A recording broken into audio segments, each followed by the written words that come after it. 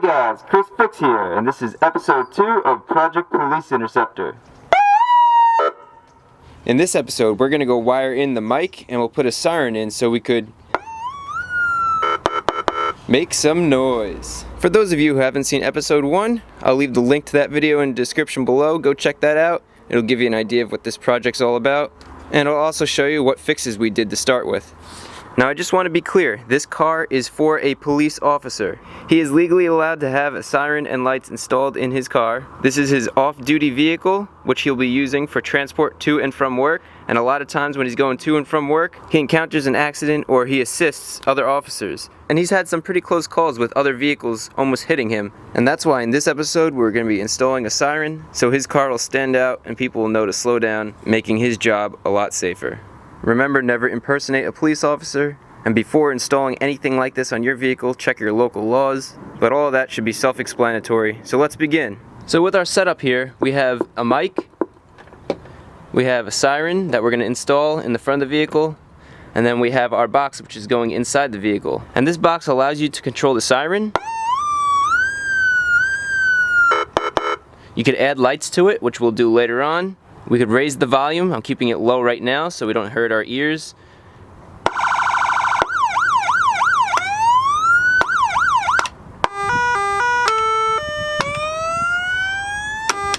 We have different modes, and then we have all this spaghetti which we need to wire up. So the first step is, where are we going to put this control box? The officer who owns the vehicle wants to place it somewhere in the middle here.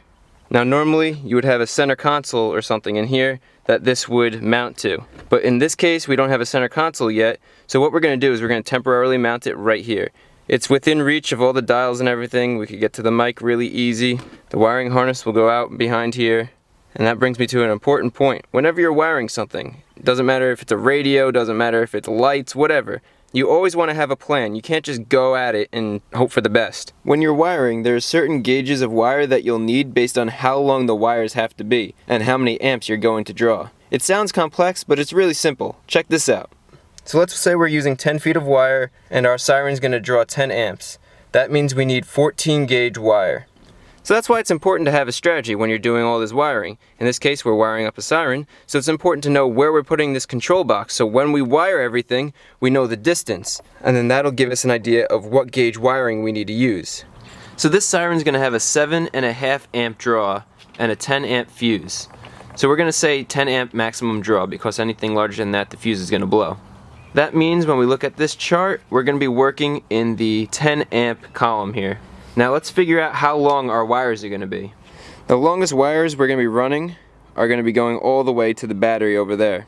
So in order to make it to the battery, we're going to run from here along the side all the way there. That's about 10 to 15 feet. So at 10 amps and 10 feet, we have to use 14 gauge wiring. Now that we know the length and gauge wire we're going to be running, let's take a look at the wiring harness. So we have our spaghetti wiring harness here with all the different color wires, and that means absolutely nothing without our wiring diagram. The wiring harness connects to the back of our control box via this connector. Very simple. But then we have all these colors here that we need to know where it wires to. And then we have our speaker, which is pretty simple. It's 2 wires, and then we need to mount this somewhere.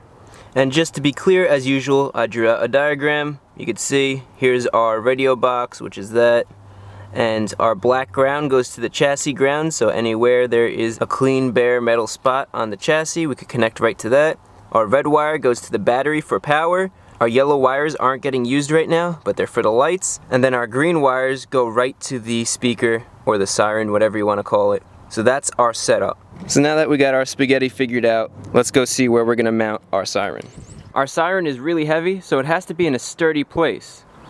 The other thing is the siren is directional, so the sound waves come out this way. So we want to mount this somewhere facing forward. We also want to mount it somewhere where the sound waves could penetrate through, so somewhere in the grill would be perfect. So to get behind the grill, you already saw in the previous episode, just pull that right out. And right behind the grill are a bunch of sturdy mounting points. So let's fit this up. And it looks like the perfect spot right here. So I took the bracket off the siren speaker so it's easier to work with. I'm going to place this where I want to mount it, and then I'm going to mark the holes with a marker so we know where to drill. Good. I marked all the slots from the mount just in case we want to use all 3, but we're only going to use the outside too. So let's get drilling.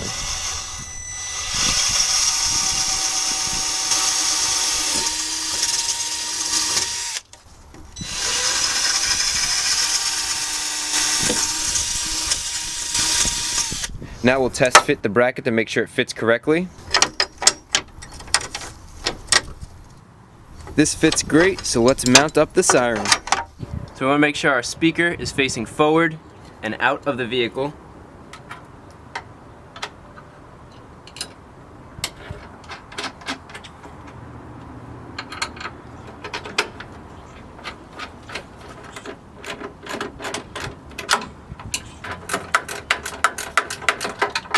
Good, now this is nice and secure. You can see this does not move at all. I'm really pulling hard on this, and it's nice and sturdy.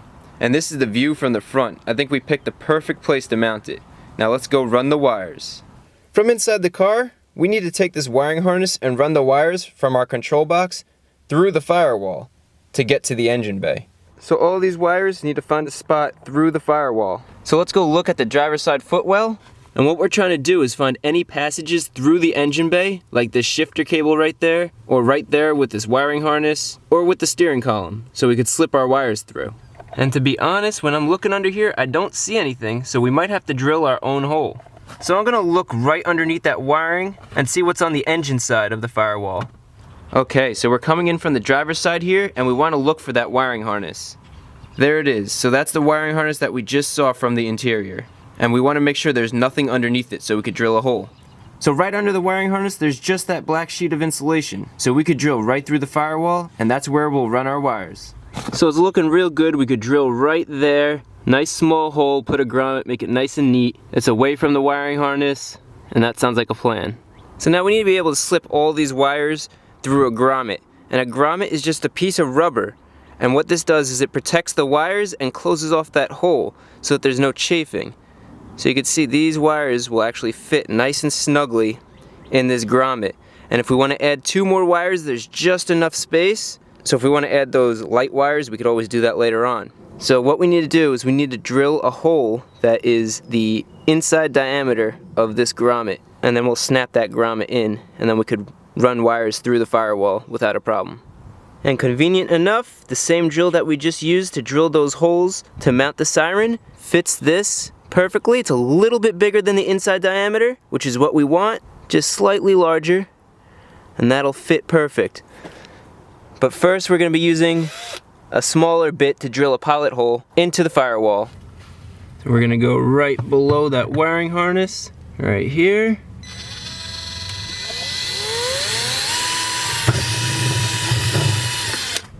Drill our pilot hole, and we'll go in.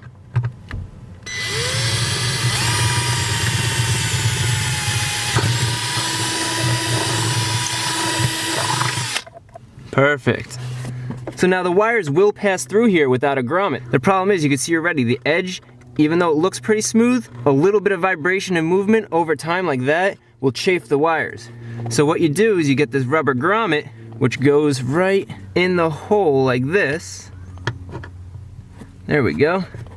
Now, when the wires go in here and it moves in and out, there's no chafing because it's rubber, so it's really soft. So now we have our grommet installed. You can see the light from the outside. Now we can run the wires through there. Now we're gonna mount the radio so we can run the wires through the firewall. I was gonna put it right here and just Velcro it, but then you see all these wires. What I think I'm gonna do instead, that fits in there nicely, and we'll have this clip somewhere over here. And then these wires will be tucked away out of sight. This is only temporary, and I'm thinking we're gonna build a little center console mount right here so we can mount it to that. But for now, we'll mount it right here. Now here's a side view, and what we could do is we could run the wires back through here. Just like so. So now you're not even going to be able to see the wires. The other thing is, there's a nice bare piece of metal right here, and our grounds could connect right to that bare piece of metal. So let's start out with this black ground wire. We'll remove the carpet piece here, and we're going to ground it right to one of these bolts. So here's the eyelet, and this already came pre-stripped, so I'm actually going to bend it over, just like that. Slide that in there.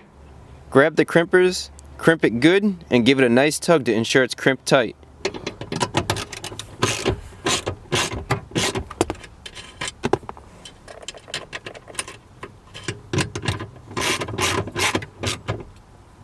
Beautiful. Now we have the whole system grounded.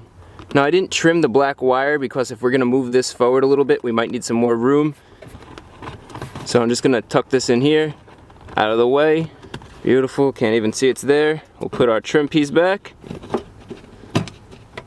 And you can't even tell there are wires there.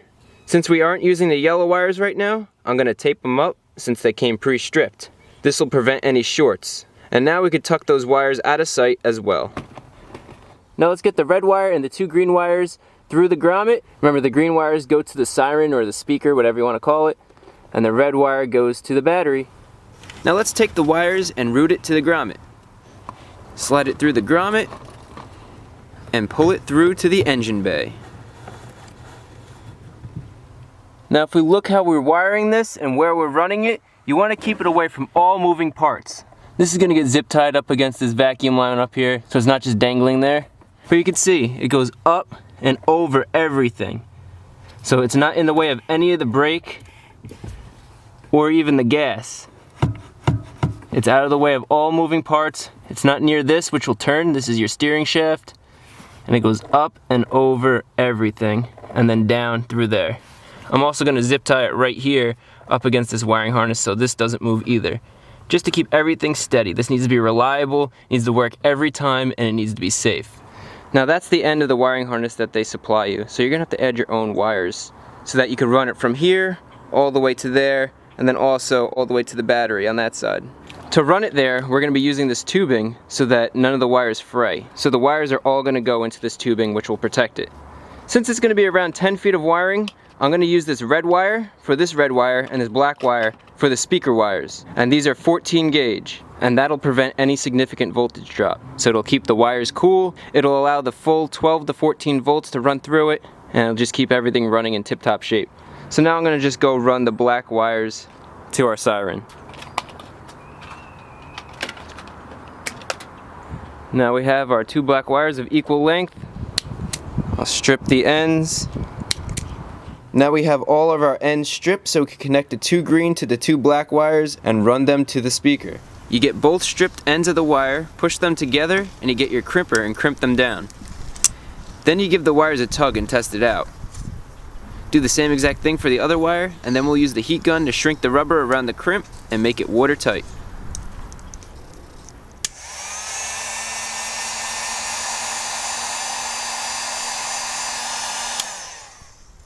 Now that looks perfect. So our two black wires are connected. Let's get our red wire connected. So I'm just running the wire roughly in the area that I'm going to lay it down in so I know where I can cut it. We can cut this right here. We have our two red wires here. Crimp these together as well. Test it. Good. Now all three wires are crimped together nice and strong and they're heat shrink so they're waterproof. Now we're going to get this plastic hollow tubing and we're going to run the wires through the tubing and it'll just keep these wires nice and protected. So you can see there's a split right down the middle of this. All you do is feed the wires into the tube like that. There's just this little bit of red wire sticking out now, so we'll tuck that in there. So now we're going to route this where we want it. We're going to go through the hole that's right down here.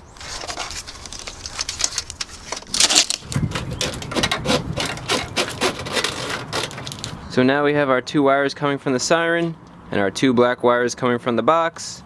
And we're going to get these together. It doesn't matter polarity, just one on one, one on the other. That's one.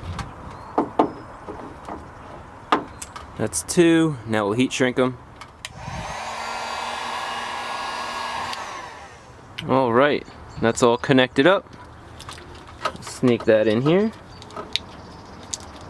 I'll tape up these wires with black tape just to make sure they're nice and neat. Let's finish running this underneath here. Now let's run the red wire through the hole in the frame to get to the battery.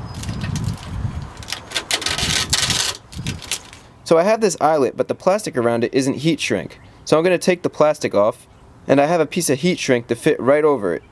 Heat shrink prevents corrosion, holds the wire in place, and really seals in that connection from the elements, so I prefer using it. I'm going to slide the heat shrink on the wire and then attach the eyelet to the end.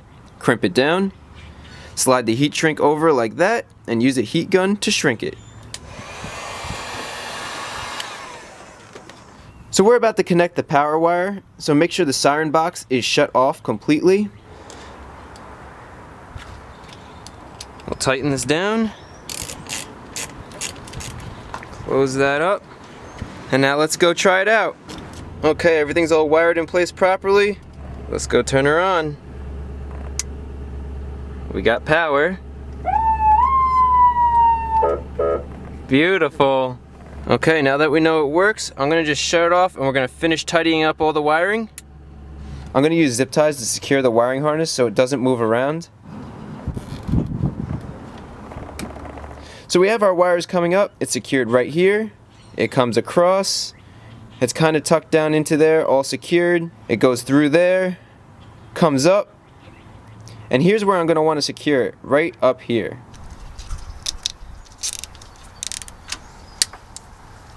Then it follows the frame along the front, it goes through the frame and meets the battery. So we are almost done.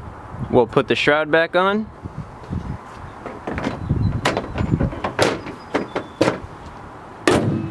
Now we have one more thing we need to do. We need to mount the microphone somewhere in the car. Comes with this mounting plate. I kind of like right there. So then it'll sit just like this. So we're gonna put it like right here. These will screw in, but first I need to drill a hole. Actually, I wonder if I could put it right here. So right here we have these vents, and I'm thinking if I could put this right here and just use the existing vent holes, so then I don't have to drill anything, and it could go back to stock without any holes. Good.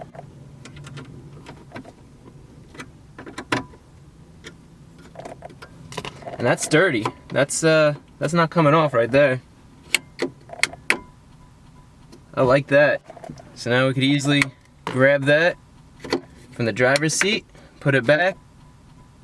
And the best part is there's no holes, so I didn't have to drill holes in here. So if we wanted to put this somewhere else, we could easily just take that off. Beautiful. Now we're officially done. Let's go try the siren out. So that's how you turn it on. You can adjust the volume right here. We'll put it at about half volume. And then you have different settings here.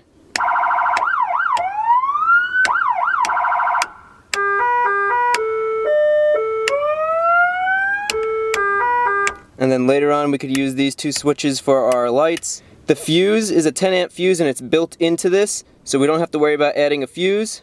And then anytime you want, you just press the mic and you can speak into the mic. And to shut it off, just close that like that, and you're good to go.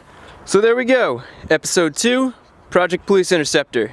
Installing a siren so that the police officer could be heard. There's less of a chance of him getting struck by a vehicle. It'll make it known that he's on scene, and I think that's pretty cool. It worked out great. And stay tuned for episode 3. Hopefully you like how Project Police Interceptor is coming along. If you're liking it so far, give the video a thumbs up. Also, if you're not subscribed, what are you waiting for? Hit that subscribe button to get new updates on different projects, as well as this project. There are 3 videos down below you could click on, or you can find the links to those videos in the description. And also, if you have any ideas, let me know. Stuff that people have never done or don't commonly do is what's going to make Project Police Interceptor stand out.